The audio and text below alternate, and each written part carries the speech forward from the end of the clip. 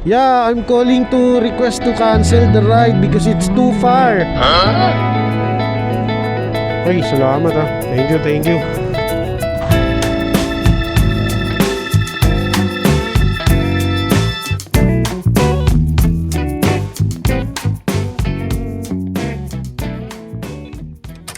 Kamusta mga kamukha? Another day, another joyride pasada tayo. Nakatanggap na agad tayo ng pasahero. Ito nga palang gamit natin ngayon is Aerox B3 Standard Edition. All black siya. May decals to, tinanggal ko lang kasi parang mas gusto ko yung plain black, plain all black. Since favorite color naman natin is black. Tapos ang na-upgrade ko pa lang dito is MDL. Maraming tatanong ng MDL ko eh. Ang gamit ko po is Senlo X3. Senlo X3. Yun yung tatlong magkakadikit. Tapos nakalagay siya, nakamount siya sa gitna ng T-post. Tapos meron lang siyang stainless bracket din na kinabit. Tapos Pia horn, original Pia horn. Ayun pa lang ang nagiging upgrade natin dito sa motor. That's the basic upgrade. Inuna ko yung MDL tsaka Pia horn kasi pambiyahe.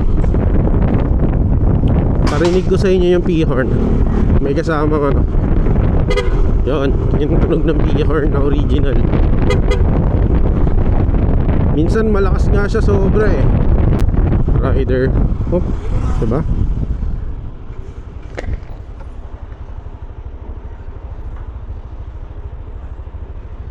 Aira. Ayun. Ikot na ako te. Mukha natin si ate, ang ating unang pasahero. Mula San Mateo hanggang dito lang sa Marikina. Layo ng pick up location. Kontakin natin. Pumasok sa akin ba naman nandito sa Concepcion banda. Tapos ang pick up location nasa may San Mateo sa may Modesta. So naglalaro sa 5 to 6 kilometer away. Talo tayo doon mga kapatid. Kaya ginawa ko, tinatawagan ko yung pasahero na kung willing to wait ba sila sa ganung kalayo at ganung katagal na biyahe, kasi baka mamaya pumunta ako sa pick up location tapos kakansilin din nila kasi natatagalan sila. So ngayon hindi willing mag-wait. So ayun, at least hindi pa ako gumagalaw sa pwesto ko. Hindi tayo nakaksayahan or nasasayangan ng gasolina. Ayun mga mukha, pagka nakatanggap kayo ng pasahero na medyo may kalayuan, sabihin na natin 3 kilometers away pataas, tapos sayang din naman, gusto nyo rin naman ituloy yung biyahe, tawagan nyo muna kasi baka mamaya mas lalo tayong malugi. Kasi pagdating mo sa pick up location, bago ka dumating is kakansilin lang din nila. So i-sureball mo na willing to wait yung pasahero. Katulad nito, 10 minutes away, nasa kulang-kulang 4 kilometers away. Tinawagan ko muna kung payag ba siya maghintay. At okay naman sa kanya, nag-confirm naman siya. Kaya tara, largahin na natin. Pero sa totoo lang, cancel sa akin to yung mga ganito. Layo nito, talon-talo tayo sa gasolina dito. So wala tayong magagawa, na-accept natin to nang hindi tinitignan yung location. One mistake ko rin yun nga pala, mga lesson learned to, matututunan nyo bago nyo acceptin yung ito lang din yung pangit. Kasi alam ko dati 60 seconds yung pag may pumasok na booking, bago mo i-accept 60 seconds. Ngayon parang 30 seconds na lang makaka-cancel na yung pasahero, yung booking, kapag di mo na-accept within 30 seconds. So kailangan mabilis ka, tsaka yung internet mo mabilis. Ako yun ang nagiging struggle ko, yung data ko. Ang tagal magbukas ng Google Map minsan.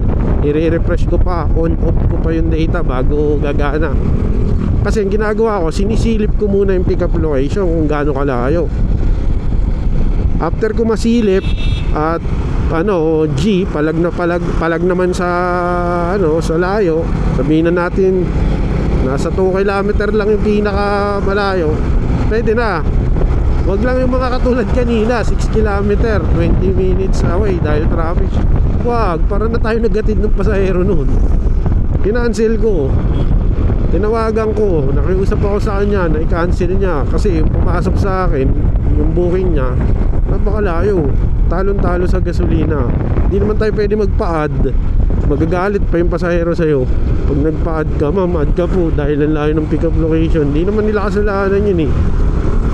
So ngayon, makikiusap na lang tayo ng in a nice way. Yung baga, makiusap tayo sa pasahero, baka pwedeng pa-cancel kasi malayo nga.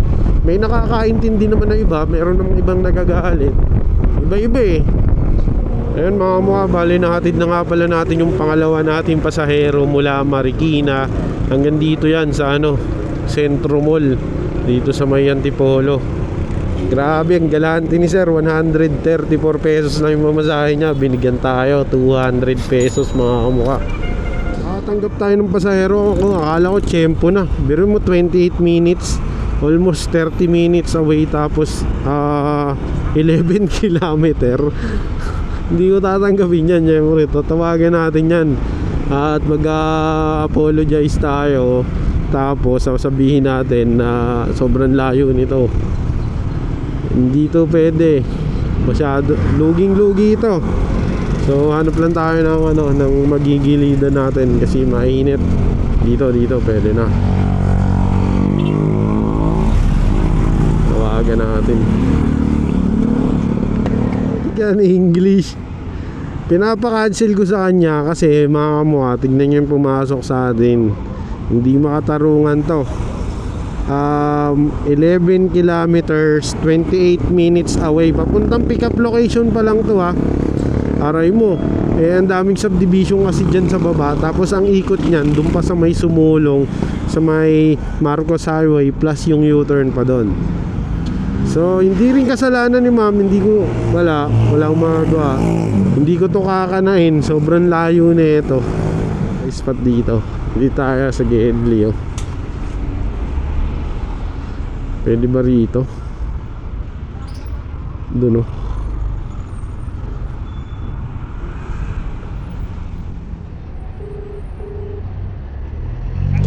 Hello? Sa Joyride po. What Joyride? Are you calling people location? Yeah, I'm calling to request to cancel the ride because it's too far. Aray mo, binabaan ako. So ngayon, i-request natin dito sa support ng Joyride na i-cancel to. Ayan ito yung pangalawang option nyo. Pag di nyo siya makumbinse na i-cancel nya, maghubad lang ng gloves kasi ang hirap mag-type dyan. So ngayon, isusupport na natin. Lalagay nyo lang dito yung email nyo. Napapalaban ba tayo mag-English dito Sabi niya, you should cancel, you pick up the booking. Sabi, makamukha na nosebleed ako dito sa ating pasahero na nagre-request tayong i-cancel niya. Sabi ko, we are not able to cancel it fast. Sometimes requesting to cancel it is taking so long. Unlike you can cancel it anytime and unlimited times. So please, thank you and have a good day. Have a good day.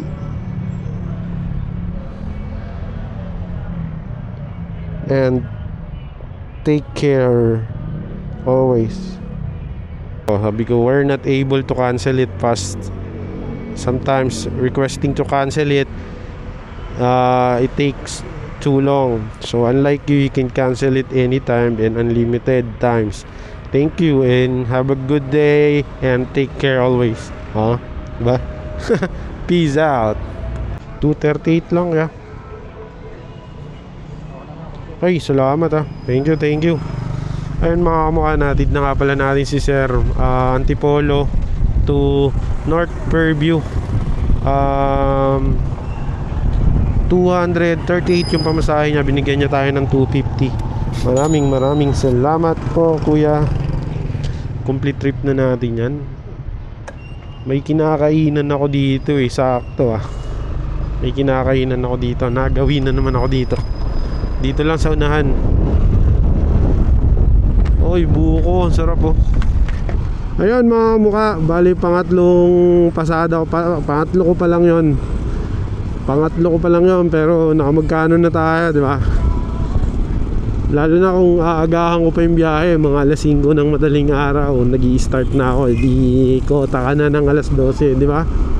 Dito sa ganito ang hanap buhay, kailangan mo lang mag-ingat. At saka kailangan mo ng sipag. At saka tiyaga. At saka swerte. Kailangan mo ng swerte. Dahil hindi naman laging yung pasahero ay magtitip sa'yo. So kapag nagtitip sa'yo, swerte ka. Ayan mga mukha, nandito tayo sa kinakainan ko dito. Tiyempo, mag alas 12 na eh. Magla-lunch muna tayo. Ito yun, ito. Yan, ito. Baka pwede ako dito. Okay lang dito? Kakain lang, bilis. Yun, okay lang daw.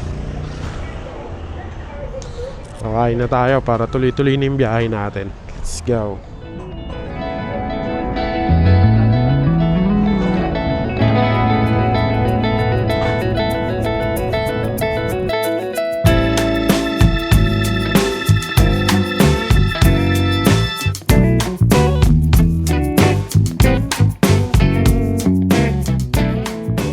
Ayan mga mukha, bali tapos na nga pala tayong kumain dito. Kung familiar kayo, nadadaan kayo dito. Malapit lang to sa may Petron.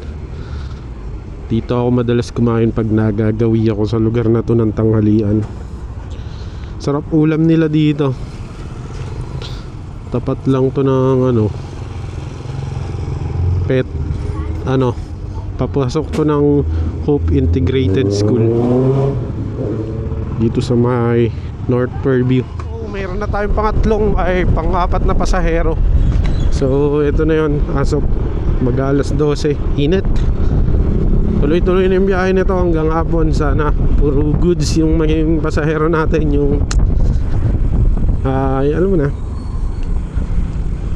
mga galanting pasahero ngayon, no?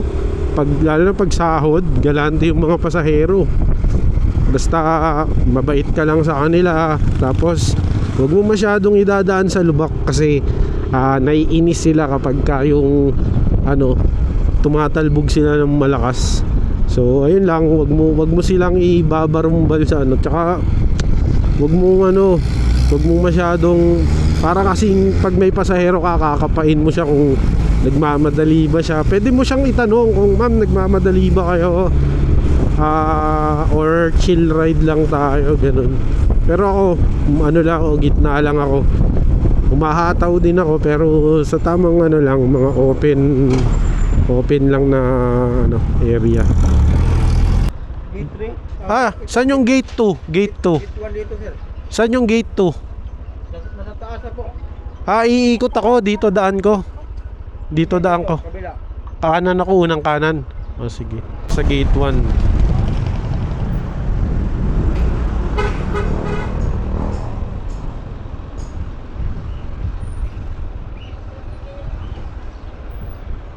May pipikapin ako, pupunta na lang daw siya dito.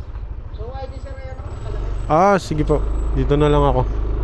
Ayan mga mukha, nababa natin si ma'am. Nababa na natin from North Fairview going to dito sa Soler North.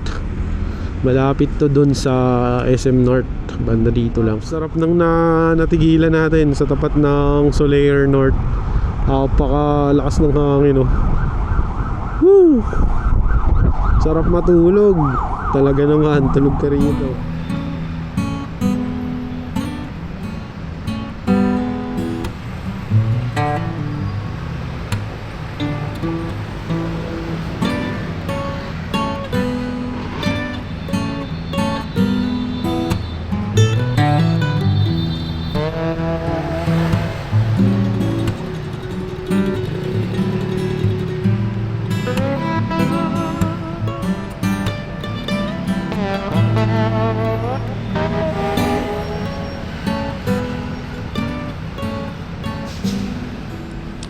Ayan mga bali, after almost 1 hour na paghihintay ko dito, Hi, nag-auto accept na ako. At tsaka lang tayo nakatanggap ng booking. So, ang ma-advise ko kapag walang booking na talaga is mag-auto accept na kayo, mga kamukha. Kasi sa auto accept laging merong pasahero, pero random yun kung magkano. Pero madalas is gurami kasi tinatanggihan yung gurami. So ngayon napupunta sa auto accept yun. So ngayon nakakuha tayo, kulang 100 naman, pwede na. 2 minutes away, 500 meter, pwede na talaga. So nandito lang siya, hindi na tayo tatawid ng kabila ng EDSA. Nandito siya sa may Starbucks. Puntahan na natin. Mukhang nagmomotor din kayo, ma'am, no? Oo, wala lang nagsundo. No, ba't di na kasya?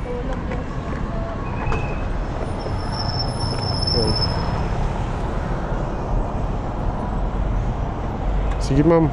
Mukha bali nakapaghatid na nga pala tayo mula dun sa Centris hanggang dito sa, hindi ko alam kung anong lugar to. Basta dito sa part ba to ng Caloocan or Fairview. Tapos nakatanggap ulit tayo ng pasahero dito. Papunta na tayo sa pick up location niya. Ihahatid naman natin siya sa BIR. Pagdating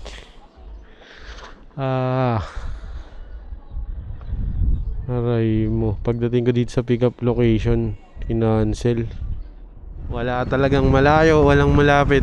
Sabi niya, nag-reply naman, sabi malilate na kasi ako sa appointment ko. Malilate 1 minute away lang ako. Di ko na gets, yung pala hindi na siguro siya pupunta dun sa appointment niya. Baka yun yung ibig niya sabihin dun. Ayan mga kamukha, bali sa kagitnaan ng biyahe napauwi tayo dito sa amin. Dahil itong kapatid ko ay solo parents. Meron daw siyang 10 kilong bigas na makiklaim. Pinapaklaim sa akin at sa akin na lang daw. Sino ba naman ang tatanggi? Dito tayo magpark sa barangay.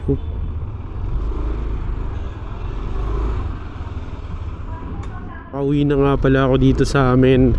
Maraming salamat nga pala sa pagsama nyo ngayong araw sa biyahe. At sa mga bago pa lang sa channel ko, welcome po pala kayo dito. Ako nga pala si Jeff Media. Napapadigay ako. Excuse me. Ito na nga pala yung covered court na ginagawa dito sa amin, oh. Napakaangas covered court na yan. Pag natapos yan, pagising pa lang sa umaga, kahit tanghali, makapag-shooting na tayo dyan. Let's go. Uwi muna tayong bahay ngayon.